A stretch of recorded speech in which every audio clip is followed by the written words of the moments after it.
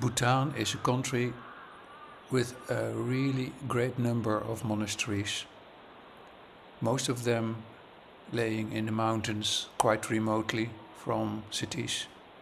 Moreover, there are not many cities in Bhutan, actually only the capital. And for the rest, it's really small, very small villages. Most of the life in Bhutan is centered around the monasteries and the cloisters. But as we can see, the monasteries are quite peaceful. Sometimes quite rough too. Remote, cold. And the monks in Bhutan are very dedicated to recitation of sacred texts, but not so much into meditation. We understood after talking to a couple of them that meditation is more for the very advanced lamas. Normal monks usually don't meditate, but recitate the sacred texts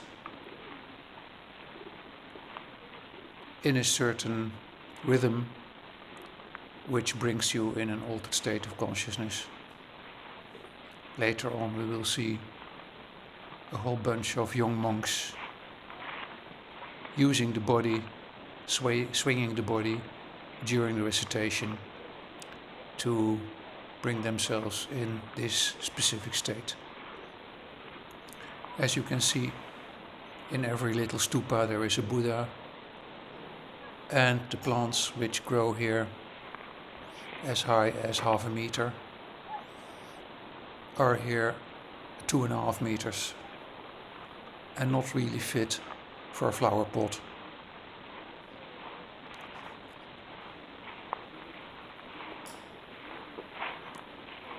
The monasteries are in general very tidy. Lots of energy goes into cleaning, painting, and taking care of lush gardens around the monasteries. Wood carving is something which you see a lot.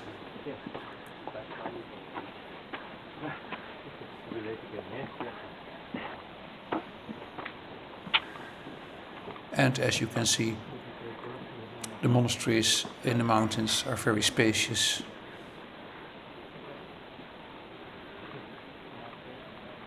And very tranquil. We had the golden opportunity to visit 10 to 20 remote monasteries without seeing any tourist, or perhaps one,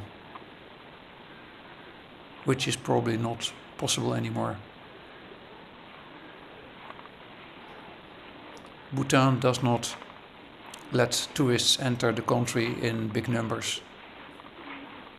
Only a handful of tourists are allowed, and that makes the country very attractive if you want to visit authentic places.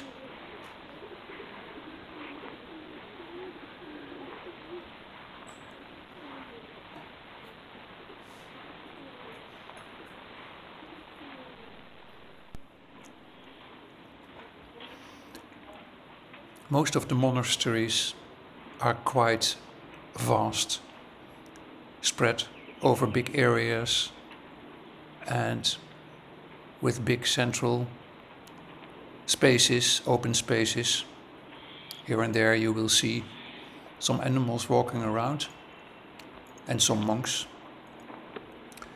But we were impressed by the spaciousness and the tranquility. Of course, paintings are quite central, just as wood carvings, all centered around life history of Buddha and the tantric deities like these, defending the essence, the purity of heart.